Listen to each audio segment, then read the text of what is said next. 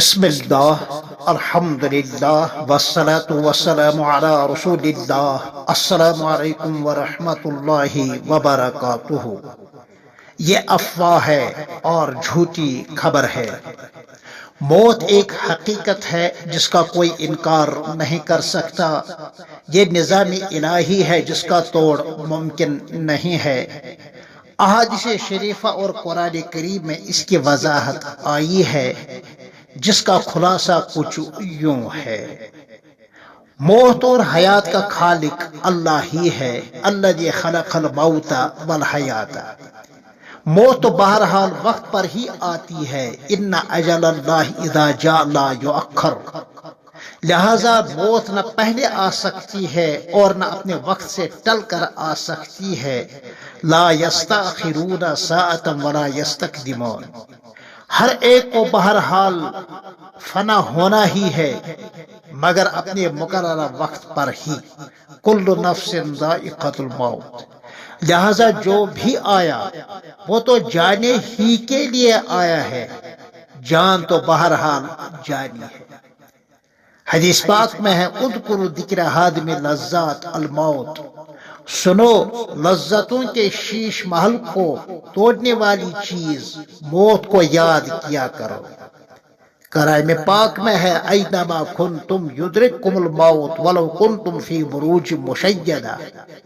جی ہاں، جہاں کہیں ہوگے، جس حال میں ہوگے، بہرحال موت تو آ کر ہی رہے گی، چاہے تم مضبوط قلعوں میں ہی کیوں نہ ہو۔ موت کے حملے سے اپنے آپ کو نہیں بچا سکتے۔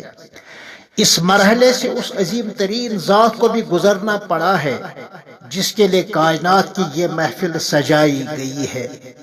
لہذا سوشل میڈیا میں اس گھبرا دینے والی خبر سے گھبرائے نہیں، جس میں یہ کہا گیا ہے کہ جنہوں نے ویکسین لیا ہے وہ تو 2 سال کے اندر اندر ہی مر جائیں گے۔ یہ کمبخت سائنسدان ہی انشاءاللہ مر جائے گا۔ یہ جھوٹا ہے، یہ شیطان ہے۔ یہاں تو 2 دنوں کی بھی گنجائش نہیں، 2 منٹوں کی بھی گنجائش نہیں۔ کون 2 سال تک زندہ رہے، کون نہ رہے۔ یہ دجالی آدمی لگ رہا ہے، سنسنی پھیلانے والا ہے، کیونکہ موت تو وقت کے ساتھ ہے، اسباب کے ساتھ موت نہیں ہے۔ ہم نے سر کی آنکھوں سے دیکھا ہے اور اپنے کانوں سے سنا ہے کہ ایسے لوگ بھی مر گئے جنہوں نے 100% احتیاطی تدابیر اختیار کیے، اور ایسے لوگ تو بالکل زندہ رہے جو بیچارے احتیاط کے نام سے بھی بے خبر رہے ہیں۔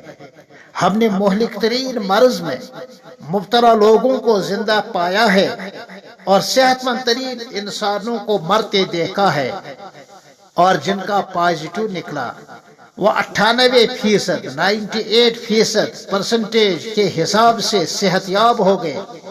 خطرناک ترین حادثات میں لوگوں کو بچتے ہوئے ہم نے دیکھا، بغیر کسی ظاہری سبب کے مرتے ہوئے لوگوں کو دیکھا۔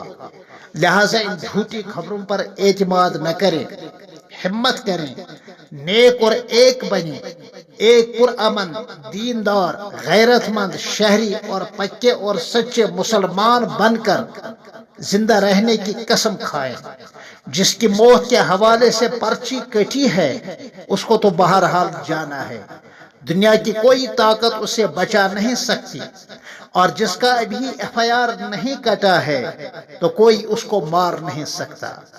ضرورت ہے کہ ہم غفلت کی زندگی اب نہیں گزاریں گے، نمازوں کی اور اعمال صالحہ کی پابندی کریں گے، گناہوں سے بچتے رہیں گے، توبہ اور استغفار کا اہتمام کرتے رہیں گے، اللہ سے عافیت اور سلامتی کی دعا مانگتے رہیں گے، درود اور سلام کو اپنا وظیفہ بنائیں گے، قلبی اطمینان کے لیے سورہ یاسین شریف کی تلاوت کریں، کیونکہ سورہ یاسین شریف کو کلام پاک کا دل بتایا گیا ہے۔ بندوں کے حقوق کی ادائیگی کا اہتمام کریں، کسی پر ظلم نہ کریں، اپنے معاملات کو درست رکھیں، اس طرح اپنے کندھوں کو حقوق اللہ اور حقوق العباد کے بوجھ سے ہلکا رکھیں۔ عورتیں خاص طور پر نماز کے اور پردے کا اہتمام کریں، اور ہر کوئی سوشل میڈیا کا غیر شرعی، غیر اخلاقی اور غیر قانونی استعمال کرنے سے محتاط رہے، دین کے ساتھ ہم جڑے رہیں، طبی احتیاط کا خیال رکھیں اور دعاؤں کا اہتمام کریں۔ والسلام علیکم ورحمۃ اللہ وبرکاتہ۔